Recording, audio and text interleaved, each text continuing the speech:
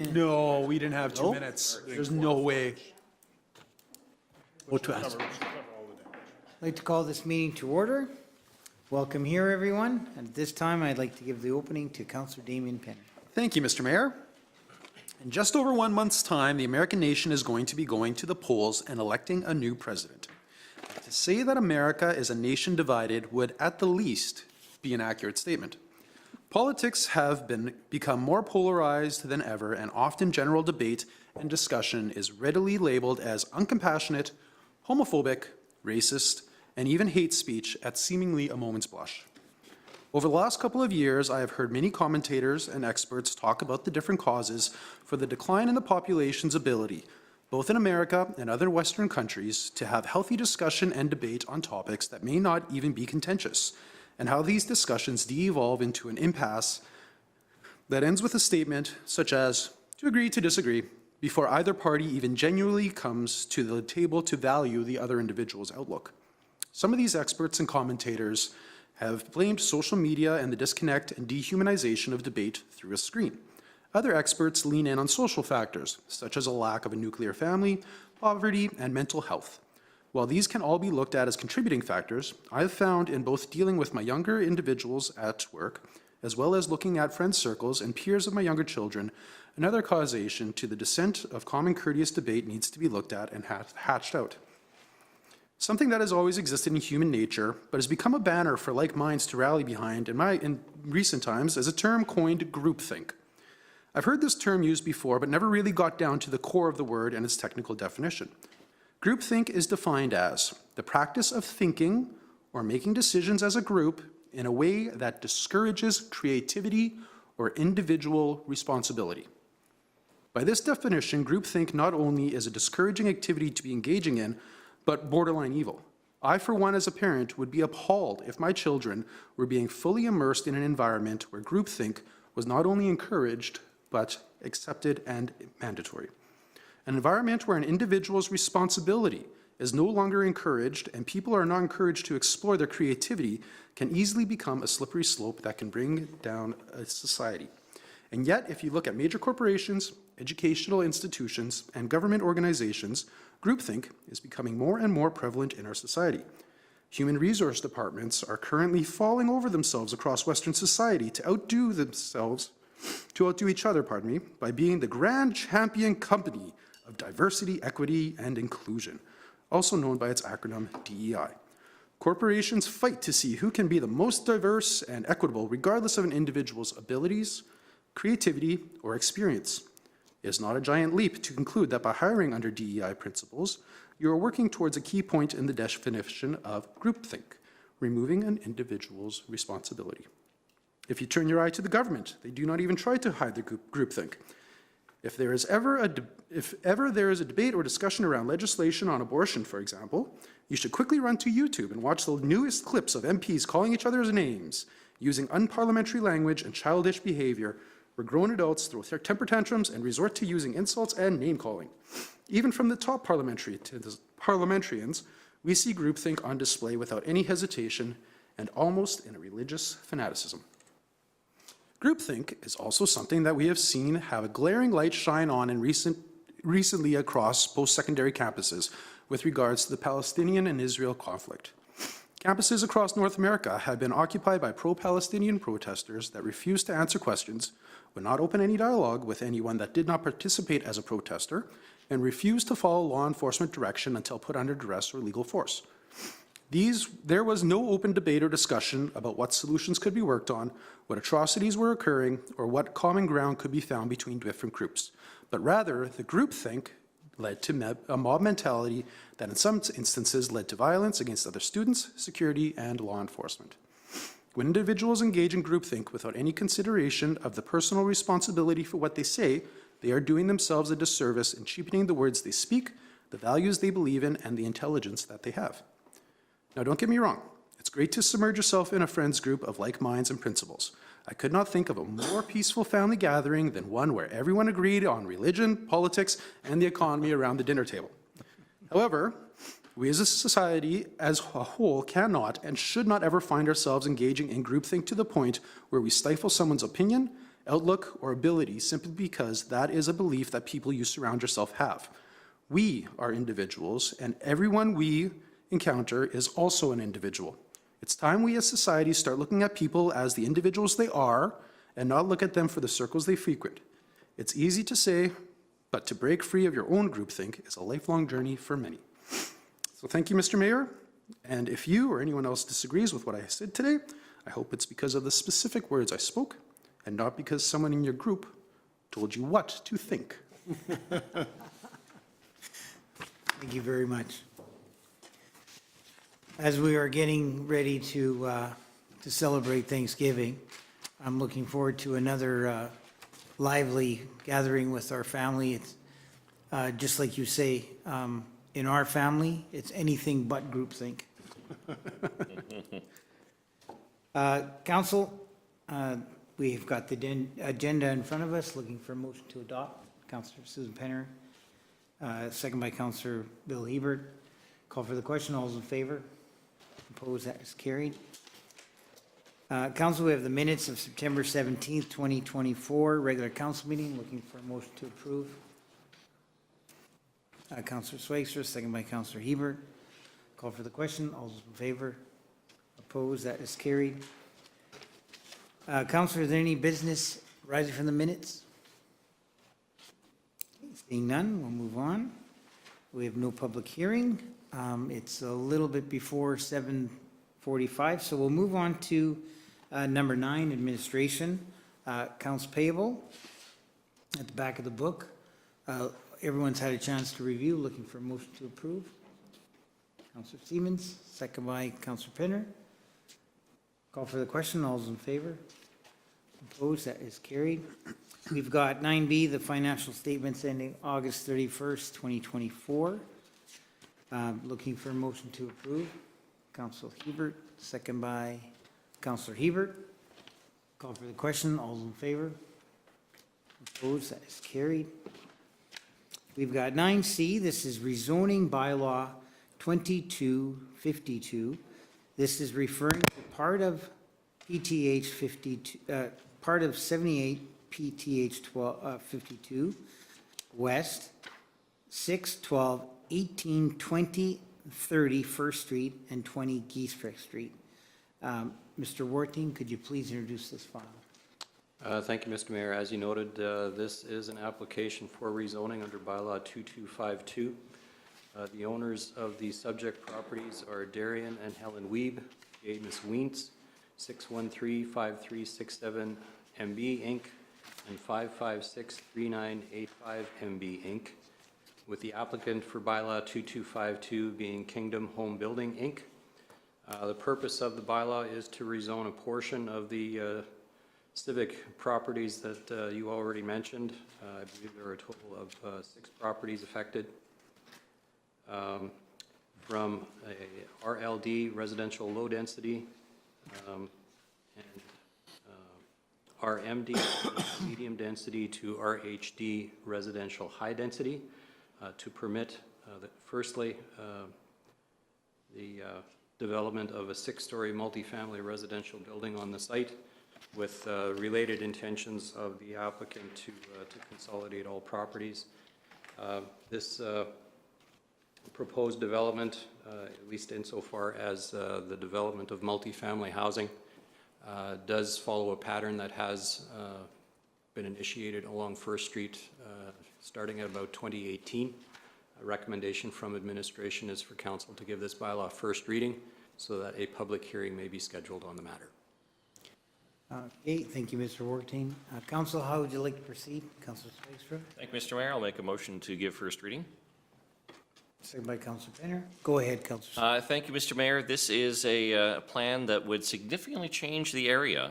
The proposal is to rezone these properties from RLD, residential low density, to RHD, residential high density, and to construct a 6-story, 100-unit residential complex.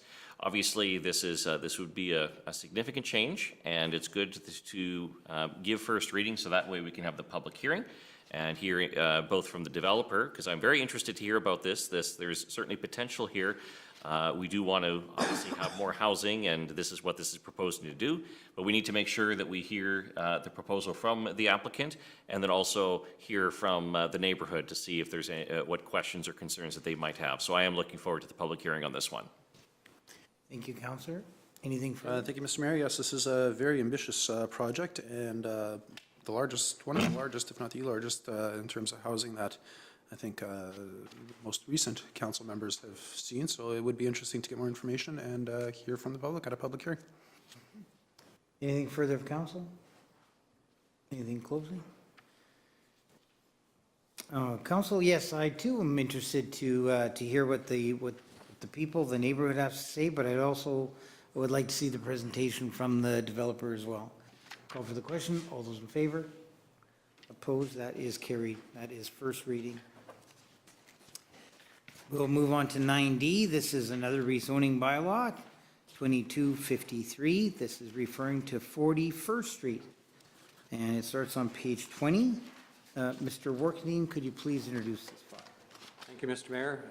Rezoning bylaw 2253 for 41st Street. Subject property is presently owned by 556-3985 MB Ltd. and 613-5367 MB Inc., with the applicant for proposed bylaw 2253 being Kingdom Home Building Inc. This particular property is across on the opposite side of Giesbrecht Street from the subject properties just noted in the previous bylaw. Purpose of the application is to rezone the subject property from RLD residential low density to RMD residential medium density to permit the development of a multifamily complex on the site. Recommendation from administration is for council to give this bylaw first reading so that a public hearing may be scheduled. Thank you, Mr. Ortain. Council, how would you like to proceed? Councillor Siemens, Motion to approve first reading. second by Councillor Penner. Go ahead, Councillor Siemens. Thank you, Mr. Mayor. This is also an interesting request to change from low density to residential medium density. In this case, it's 2 levels of residential and the bottom floor being parking lot, parking. But we'll see how that goes too. I think if we pass first reading here, we'll get to hear from the public on this one as well, which could be an interesting discussion as well, because this is a different way to build a building and make use of the land space that's allowed. Thank you. Anything further? No. Anything further of council? Anything closing? Council, call for the question. All those in favor? Opposed? That is carried. We have 9E, page 35, excavator license. Looking for a motion to approve. Councillor Hebert, second by Councillor Swagstra. Any comments? No comments. Call for the question. All those in favor? Opposed? That is carried. Well, council, it's still before 7:45, so I will ask if there's any questions of council. Okay, seeing none, we will continue to move on. We've got 11A. This is the Seine Roseau Watershed District. This is referring to minutes from August 20th and August 29th. Council, how would you like to proceed? Take his information. Okay. We've got 11B, Epp Library. This is referring to the September 18th minutes. Council, how would you like to proceed? Take his information. We also have 11C. This is Operation Red Nose, referring to sponsorship request. Council, how would you like to proceed? Take his information at this time. Okay. And then we've got the Minister of Municipal and Northern Relations, Minister of Indigenous Economic Development, Mobility Disadvantaged Transportation Program. This is the 2024 interim operating grant. There's a letter from Minister Bushy. Council, how would you like to proceed? Take his information. Okay. And we've got 11E. This is from Minister Bushy's office, Minister of Municipal and Northern Relations and Indigenous Economic Development. This is the 2024 Municipal Operating Grant. This is our final payment of the year. Council, would you like to proceed? Take this information. Okay, thank you. Well, Council, it is just before 7:45. Just check with our administration. You heard nothing from our delegation at this time. Then I think what we'll do is we will go to 9A and we will get our event center update. I will ask Adam Thiessen, our corporate service manager. The floor is yours. Hard to believe it's the third one we've done this year already, but time does fly. Yeah, looking forward to a few months from now when we expect that this building's going to look something like that picture, actually. We're not quite there yet, though. As for now, it's pretty easy to see the parking lot's well underway, the main parking lot there. So the site work is coming along quite well, and we're actually expecting to see pavement coming in the next few weeks. So that's going to be a big change to the front visual appeal there. The Tyndallstone along the bottom is coming in, and landscaping work is underway. Well, it's the beginning of landscaping work is taking shape. You can see the little bump outs along the building in several places where there'll be some landscaping features there. The windows, that's a really big change from July, where we had the bottom level in the west side done, but now we've got the top level as well. And then, as you can see in the video here, also the south side with the architectural louvers there is all done now. So we're actually getting close to done with the window part of the project. Of note as well, it's hard to see, but you can kind of see it. The patio on the west side, the landscaping for that is taking shape, and then the piers for the pergola are also in as well. So that's where the restaurant patio is going to be right there. The exterior siding, that's another one that's a big change from July. We didn't have any back then, but now we're well over halfway done. The picture on the left, you can see there's quite a few layers that go into it, but we're expecting that to be done in the next month or two.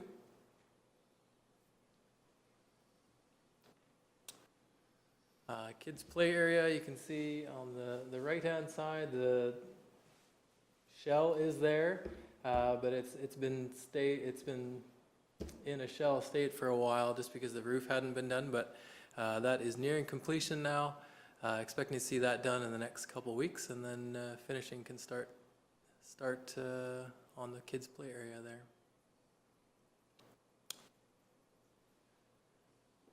there. Just stepping outside the kids' play area, you can see down the main pedestrian corridor where a lot of our fancy wooden benches that our staff have made for us are going to be located for people to sit and talk and that sort of thing. So we've got a view from the kids' play area at the east end on the left, and then from the west end on the right, as well as the entrance of the gym space there. In the gym, we've got walls completed now. The concrete floor is completely done, and presently it's actually being used for a lot of painting work while the electricians are doing their thing. But it's coming along. The final concrete surface on the walking track is down there, so that's just about ready for the final surface up there as well. Moving over to the arena, our ice plant is fully operational. TG Smith it has ice, and we're ready to flip the switch on for the new arena when it's ready to go. The framing work is another thing that's kind of a big focus. This just kind of finishing off the last of it here with the club zone ceiling here. Kind of exciting to see one of the 40-foot by 15-foot screens taking shape there. This is on the east end. There's another on the west end. It'll be on either side. Just to give you a look at the painting work that's happening on the ceiling there. It's a big job to get up there with the scaffold and such, but they're making quick work of it. Most of the dressing rooms are done, as you can see, with the gray and blue there. And here you can get an idea of what it looks like to try and tarp off everything so you don't get paint all over. It's a view from the penalty box.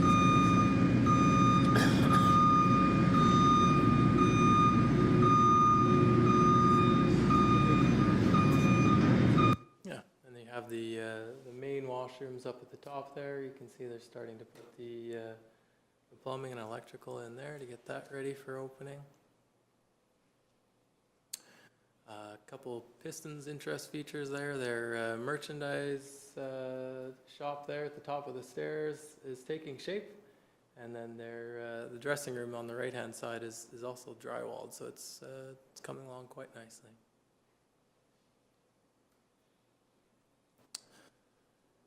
Taking a step out into the atrium. You can see the meeting rooms aren't framed out yet, but the floor there is just about ready for that. Here you just have a good sneak preview of what it's really going to look like from the top of the stairs.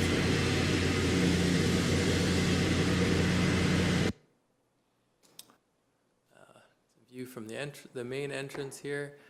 So the main stairway is not yet. We're anticipating that'll be coming in the next couple weeks. And then the kitchen is a big area of focus right now. A lot of electrical and HVAC work going on in there now that it's been framed out. Progress billing is humming right along. We're almost up to 50 million so far. 19 to go. Yeah, just a final snapshot here. You can kind of see the walls are actually closed in everywhere. A couple more layers on the exterior skin are done, and a lot of work done on the inside. So, yeah, this will likely be the last council meeting update before you guys can actually just go live. Take some media along and see the building for in person, for real. Any questions? Well, it'd be nice to go the next tour after the stairs are in, so we get an idea of how the grand those stairs are supposed to be going upstairs, like Yeah. to the bowl. But one thing that's very exciting, driving to council meeting tonight, they took the forms off the curbing, so the curbing's already done on the internal curbing on the Hanover? parking lot. So, yeah, on coming down Reimer, so that means pavement's not too far off. So Yeah, it's supposed to be in the next few weeks. So it's really exciting how that site is really getting going, making progress, and I think that's going to be quite an impressive parking lot when that's all done, and the atrium or the whatever, like what do you say, the patio, and all that goes Yeah. with the patio. yeah, Yeah, I think that's going to be quite the jewel of our city. It's gonna be pretty special. Go ahead. What, are we still on timeline? Are we still playing hockey on December the 31st? officially, yes. There's definitely some things that are going to be a crunch to get there, but that's still the goal. Yeah. And is the exterior the same siding as what we see on the backside? Yep. Side? So Yep. everything here in blue will have that type of exterior as well? Yep, and Tyndallstone at the bottom. Yeah.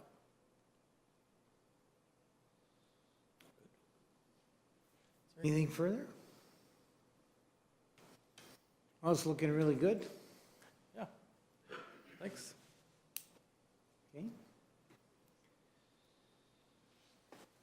Thank you very much, Mr. Thiessen. Well, if we've not heard from our delegation, we'll have to contact them and see if we can rebook them. And there's no other business. Looking for motion to adjourn. Councillor Penner, second by Councillor Stevens. Call for the question. All those in favor? Opposed? That is carried. Next regular council meeting is Tuesday, October 15th, 2024, 7:30. Thank you.